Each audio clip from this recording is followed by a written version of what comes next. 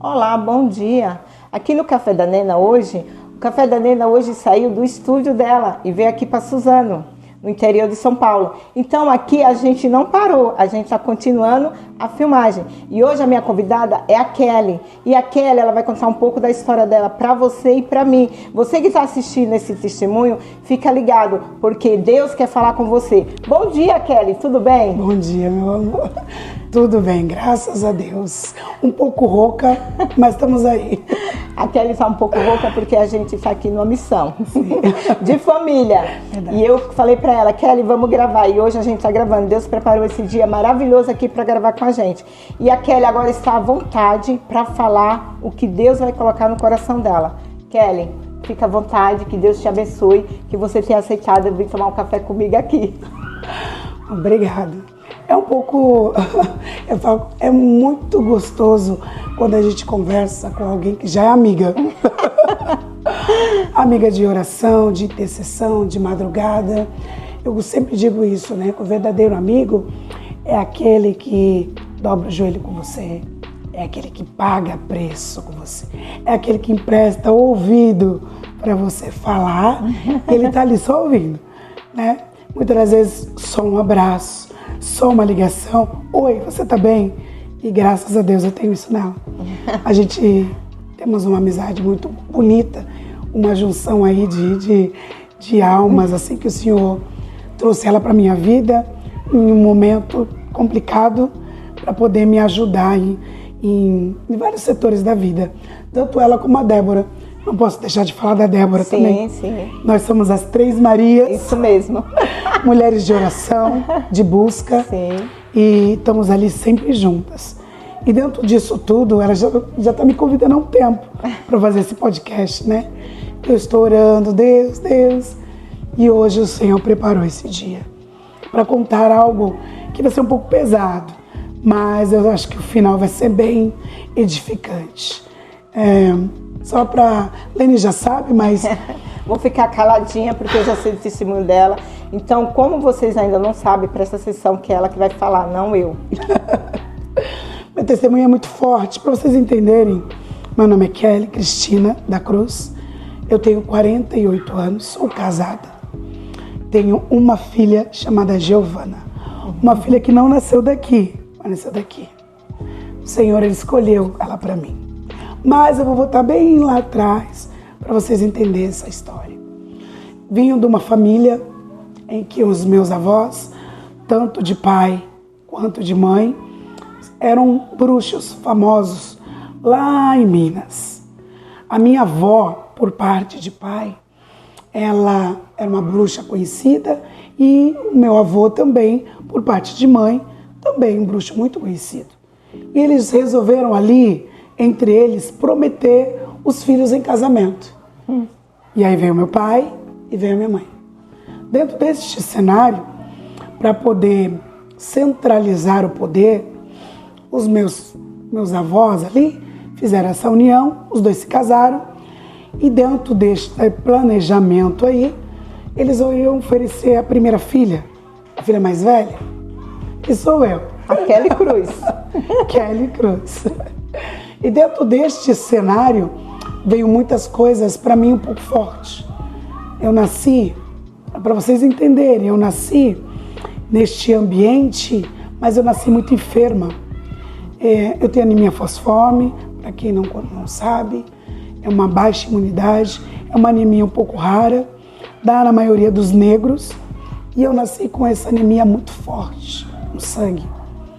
Por causa disso, algumas enfermidades, né, abaixa a minha imunidade muito rápido, eu fico enferma muito rápido. E quando abaixa, eu fico assim, rouca. Abaixou a imunidade, fico rouca. Então eu não posso, algumas coisas eu tomo muito cuidado. Vento, não tomo gelado, eu tenho alguns cuidados, né, para poder não ficar tão ruim o tempo todo, né. Então, quando eu nasci, eu já tive um prognóstico aí do médico de que eu não ia ter uma vida por muito tempo. Minha vida seria curta. Então, eu nasci já com aquela sentença de morte. Não que a gente não sabe que a gente vai morrer, né? Um dia, né? A gente sabe que vai morrer. Um dia. Só que, tipo assim, quando fica ali martelando na tua cabeça. Sim. Olha, você tem, vamos lá, 5 anos de vida. Aí você passa mais 5. Ó, você não vai chegar aos 15. Aí você passa dos 15. E assim foi. Dentro dessa enfermidade, muitas pessoas sim morrem cedo. Devido a algumas complicações, essa pessoa acaba falecendo cedo. Sim. Só que como Deus é maravilhoso, e Ele nos escolheu, Ele nos separou. E Ele tem propósito. É isso que eu quero que vocês entendam. Tudo, o Senhor, Ele tem propósito. E eu, mesmo que eles tinham feito as promessas, as coisas deles ali, o homem fez, só que o Senhor, dentro disso, Ele me separou para um propósito. E aí eu vou expandir, vou contar para vocês esse propósito. No meu processo de infância foi muito complicado, né? Eu sou filha do meu pai e da minha mãe. Meu pai é o Eurípides e minha mãe é a Aparecida. Nós somos em 5 filhos. Tem o mais velho, que é o Magno, eu, a mais velha das mulheres, Kelly, depois vem o Wagner, depois vem a Ellen, e depois vem a Ana, caçulinha. Depois de 15 anos. Aí vem a caçula. Vem a caçula, minha irmã. Que benção. E a minha irmã, eu já tinha 15 anos, aquela coisa toda, minha mãe grávida, tudo novidade, né? E eu falava, mãe, deixa eu dar um nome pra ela. E eu tinha uma amiguinha na escola, o nome dela era Carolina. Eu falava, mãe, a minha amiga Carolina, que não sei o quê, que não sei o quê. E aí eu falei, põe nome de Carolina. E meu pai queria nome de Ana. Ana. Então ficou Ana Carolina. 2 nomes. E eu falo 2 nomes. 2 nomes. Todo mundo aqui é 2 nomes, viu? Eita Deus. Só o Magno que é meio estranho. Que é um nome só. É Magno Valdo. Diferente. Bem diferente. Aí vem eu, Kelly e Cristina. 2 O nomes Wagner também. Os meninos é meio Wagner. Ponto. Aí vem a Ellen Karina e Ana Carolina. Só as mulheres que têm os dois nomes. Mas também as mulheres têm um peso aí um pouco a mais, né? É. Mas amém. Dentro desse cenário, o meu pai, né, ele não entendia muito desse lado espiritual. Ele não tinha noção de tudo isso. Né? A minha avó, morreu muito cedo. O meu pai teve uma infância, né, muito difícil. Ele ficou pulando de casa em casa, ficou um tempo na rua, né? E ele teve uma vida não muito legal, né? Os irmãos ali cuidaram dele, né? E graças a Deus ele se tornou um homem de bem, trabalhador, um homem, sabe? Só que ele carregava algumas frustrações. Dentro dessas frustrações, ele começou a beber, ele começou a ter alguns comportamentos que não era muito legal. Meu pai bebia muito. E ele tinha um cenário que ele era tão carente que ele queria que todo mundo estivesse na sua volta. Sabe, aquela pessoa que, olha, vem aqui para minha casa, no final de semana vai ter festa. E a minha casa sempre foi cheia de pessoas. Era festa finais de semanas e finais de semanas.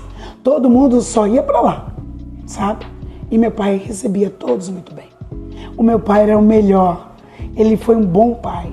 Só que chegou uma parte da vida dele em que, infelizmente, ali, mas aí eu já digo que foi meu chamado. Era o meu chamado sendo aflorado. Era o meu chamado ali sendo esculpido, né? Em que meu pai, a gente tinha uma diferença muito grande. Eu não conseguia aceitar o comportamento dele. Eu não conseguia aceitar aquela bagunça dentro de casa, aquele bando de homem, entra, sai, bebe, sabe? E ele bancando tudo, aquela coisa toda. E aquilo, eu cresci com aquilo, eu falava, meu Deus, eu não posso aceitar isso. E eu comecei a ver algumas cenas, porque quando tu é pequena, tu não entende muito. Mas quando você tem um certo entendimento, você já não quer mais aquilo. Então aqueles homens dançando, tocando aquelas músicas antigas, Leandro e Leonardo, Reginaldo Ross, aquelas músicas bem antigas, aqueles homens bebendo, dançando. Este foi um cenário que a minha cabeça eu não conseguia entender. Porque no final de semana a gente não tinha tudo. Tinha carne, bebida, refrigerante, bolo, petisco, aquela coisa toda. Mas quando chegava na semana, tinha nada. Vinha a escassez. Eita. Aí vinha o problema da escassez. Então aí minha mãe, dentro deste cenário, a minha mãe passou a trabalhar. Ia se esforçar mais para dar para os filhos uma qualidade de vida melhor. Porque meu pai estava envolvido naquelas situações. Dentro dessa situação, aconteceu algo muito difícil, que foi o abuso que eu sofri. Através dos amigos do meu pai ali, naquelas brincadeiras, festa, e não sei o quê, e um daqui, aquele vai e vem, eu sofri um abuso. E quando eu fui falar com meu pai, ele não acreditou em mim. Eu levei a maior surra. Porque ele falou, jamais, os meus amigos faziam isso comigo dentro da minha casa. Então, os olhos dele estavam tapados. E aí, aconteceu uma vez, aconteceu outro. Até então, eram os abusos. Mas eu pensava, se eles começarem, se for um pouquinho mais além. E aquilo me doeu muito o coração. E eu tenho minha irmã, a Ellen Karina. E ela é pequena. E meu pai falava assim, pra mim, Kelly, dança com fulano, ensina ele a dançar. E dentro dessas danças, era uma mão aqui, outra ali, sabe? E quando eu vivi isso, a minha irmã estava indo pelo mesmo caminho. E eu falei, com ela não. Com ela não. Comigo sim, mas com ela não. Porque entra aquele instinto protetor. Com ela não. E aí eu comecei a falar. Aí eu comecei a ter voz. E eu falava com ele. E eu batia de frente com ele. E eu falava, o senhor está errado. O que o senhor está fazendo está errado. O senhor abre a casa para todo mundo. O senhor é um bom homem para todo mundo. Mas com a sua família você não é legal. Então eu comecei a ter voz. E aí eu falava para ele, aquele cara pôs a mão em mim, aquele fez isso, e ele não acreditava. E eu tentava proteger o tempo todo a minha irmã. Porque ela ali, eu já conseguia um pouco falar, me defender, mas ela era menor. E comigo aconteceu, eu não conseguia falar. Eu não conseguia me expor. Mas eu falei, isso aconteceu com ela. Aí entra a proteção. Mas mesmo assim, aí meu pai pegou aquilo como uma afronta. Essa garota, essa idade, quem é ela? Querendo me colocar no eixo, querendo falar o que eu tenho que fazer. A casa é minha. Se a casa é minha, eu faço o que eu quiser, na hora que eu quiser. E ele tinha uma frase, Lene, que veio sobre a minha vida há muitos anos. Hoje, graças a Deus, faço terapia. Glória a Deus por isso, terapia tem dia. Amém. Mas essa frase me acompanhou a vida inteira. E ele falava assim, não tá bom pra você? Aqui quem manda sou eu. Quem trabalha sou eu, quem põe comida dentro de casa sou eu, pega os seus panos de bunda. Era assim que ele falava. Desculpa falar, mas era assim. Pega os seus panos de bunda e sai. Te botou pra fora? Várias vezes. Não foi uma, não foi duas, não foi três. Foram várias vezes. Começou o momento em que eu fui crescendo e ele fazia as mesmas situações e ele me expulsava de novo e ele começou a me agredir fisicamente. E eu falava, Deus, não entendo tudo isso. Tudo isso fazia parte do processo. Até que um momento ele me mandou para o interior, porque eu batia de frente. E ele me mandou para morar com a minha avó. Agora eu vou entrar numa área espiritual, um pouco mais forte. Lembra que eu falei no começo do meu avô, Sim. Da junção dos dois? O meu avô paterno, a minha avó materna, ela morreu. E me deixou uma estátua desse tamanho. Era um caboclo pena branca, para quem não conhece. Caboclo pena branca. E ali eles fizeram uma ligação do meu espírito, da minha alma com aquele caboclo. Aonde eu ia, eu tinha que levar ele. Se meu pai me colocava para fora, ele falava assim para mim, pega o teu caboclo e vai-te embora. Aí eu pegava aquela estátua, enfiava debaixo do braço e caçava uma marquise qualquer para dormir. E eu era nova. Eu tinha 9 anos, 8 anos, com 15 anos. Isso foi se prolongando. Mas eu vou voltar um pouquinho lá atrás. Quando eu tinha 6 anos, 5 anos por aí, ele me mandou para morar com meu avô. E ali meu avô me iniciou nessa área de ocultismo, de feitiçaria. Ele começou a me iniciar ali. Então ele mostrava como fazia e tudo mais, sabe? Meu avô tinha até um cartão, eu tinha até pouco tempo atrás, um cartãozinho que dizia lá, bruxo, adivinha, búzios, ele tinha todo esse cenário. E ele estava me iniciando dentro desse processo, dentro dessa promessa que foi feita entre as duas famílias. E aí eles queriam que isso fosse desenvolvido. Só que como Deus é lindo, eu digo, Deus, eu te amo, obrigado por me resgatar, obrigado por me escolher, obrigado por me separar. Ele, ali mesmo dentro de tudo isso, eu aprendi muitas coisas. Então, eu com 6 anos, eu lia carta, eu jogava búzios, eu lia mão, tarô, e o meu avô tomava algumas decisões baseadas no que eu abria as cartas ali para ele. Porque ele entendia que aquilo que estava em mim era a junção dos dois. Só que aí, como diz na palavra, nós temos escolha. Sim. Todos nós temos escolha. Você teve a sua, eu tive a minha escolha. E ali muitas coisas foram acontecendo, e eu quero falar sobre a escolha um pouquinho mais para frente. E dentro dessas escolhas, desse processo que eu vivi, eu fui vendo coisas terríveis. O meu avô fazia aborto. Meu Deus. Vinha aquelas mulheres famosas, os carros luxuosos, parava na porta. Meu avô tinha um quartinho. Dentro desse quartinho, meu Deus, entrava ali, era um problema. Eu escutava vozes, eu via demônios. Aí veio, né, o peso espiritual muito grande, né? Mas eu não entendia que aquelas pessoas que vinham de carrão eram prósperos. Carro, chácara, fazenda. Mas a gente vivia numa miséria. Então eu não entendia como é que eles dão lá, mas aqui não. Eu falava, mas eu não entendo isso. Só esperava aqueles que vinham, bem dizer, e vocês passando necessidade. Porque o mal é assim. Sim. O mal é assim. Ele te dá de acordo com o preço. Você vai pagar um preço. Você vai pagar um preço. Então, o meu avô, ele tinha essa particularidade. Então, muitas pessoas estavam ali sempre. Então, e eu via aquele cenário e eu questionava muito. E aí chegou um momento e eu comecei a ser rebelde lá também. Aí entra a rebeldia de não querer, de não estar. Falava, não preciso disso, eu não quero isso para mim. Eu não quero. O meu avô, ele era de uma maneira em que ele tinha uma maneira de fazer aborto que ele enfiava a mão dentro da mulher. E ele pegava lá e puxava. E ele me ensinava isso. E eu olhei aquilo. Eu não quero isso pra mim. E eu era só uma criança. Estava te preparando para você seguir o mesmo caminho dele. Sim. Era isso? Era o mesmo caminho. E aí o tempo foi passando. E eu disse não. E eu me revoltei. E eu não quero saber disso. E eu fui me revoltando. Passou-se o tempo, voltei para casa. Fiquei uns 3 anos e pouco lá. Voltei para casa. Nessa que eu voltei para casa, queria um pouco d'água. Nessa que eu voltei para casa, simplesmente, eu fui muito atacada. Eu fui muito atacada. Obrigada. Eu fui muito atacada.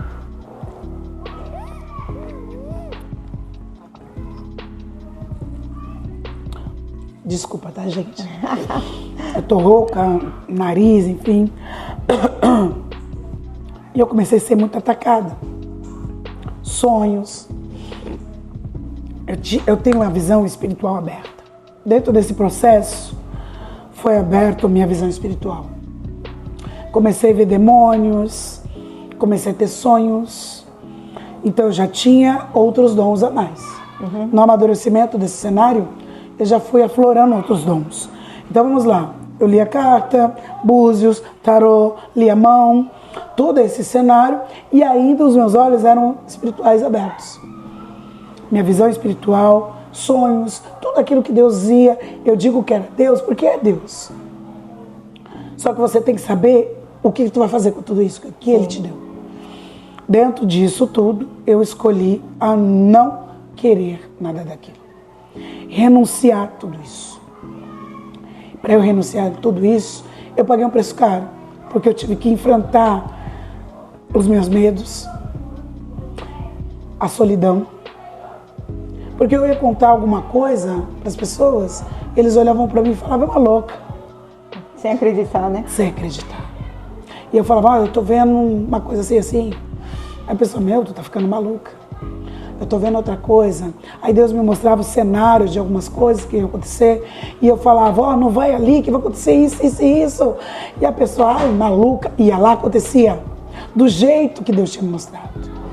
Né? E eu olhava tudo aquilo e falava, meu Deus, como lidar com tudo isso? E eu sofria muito disso. E muitas das vezes eu calava a boca, porque as pessoas já não queriam ficar perto da louca, né?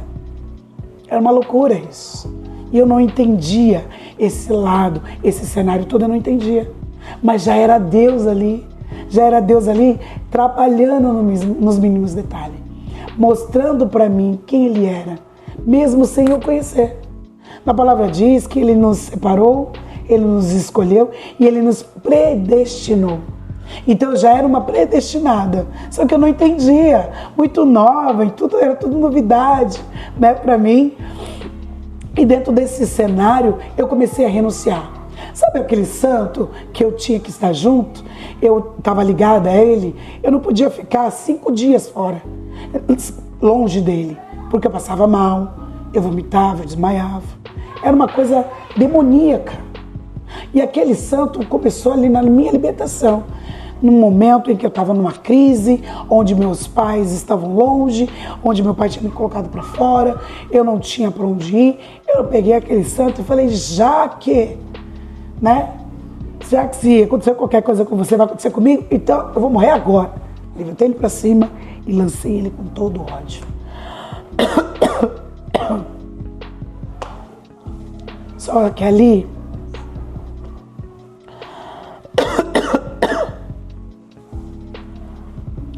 eu não entendia que era uma libertação. Eu não entendia. Foi ali que começou tudo. Ali começou toda a quebra.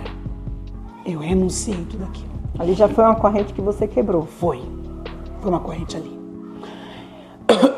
E dentro do cenário que eu vivia, eu fui para centro de macumba, fui para o candomblé, fui caçando outras religiões para preencher aquele espaço. Para preencher aquele espaço, aquele vazio. E aí eu fui procurar em outros lugares. E onde eu chegava, eu era expulsa. Você não é daqui, não. Chegava em centros de macumba, você não é daqui. Vai embora. Você é daquele lá. E eu falava, o que é ele lá? O que ele lá é esse? Eu venho procurar ajuda e eu sou expulso ainda? O que ele lá? Aí teve um centro que uma mulher fez um trabalho para poder me aceitar. E ali eu iniciei a minha era ali no Espiritismo. Ali eu fiquei um tempo.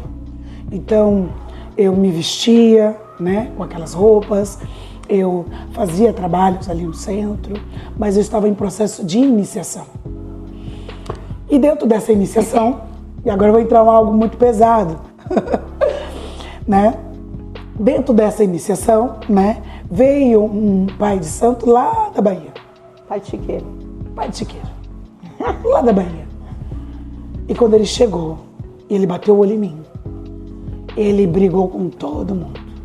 Vocês me tiraram de lá e trouxeram para cá para iniciar uma menina que não é nossa. Ela não é nossa. Não mexa com ela.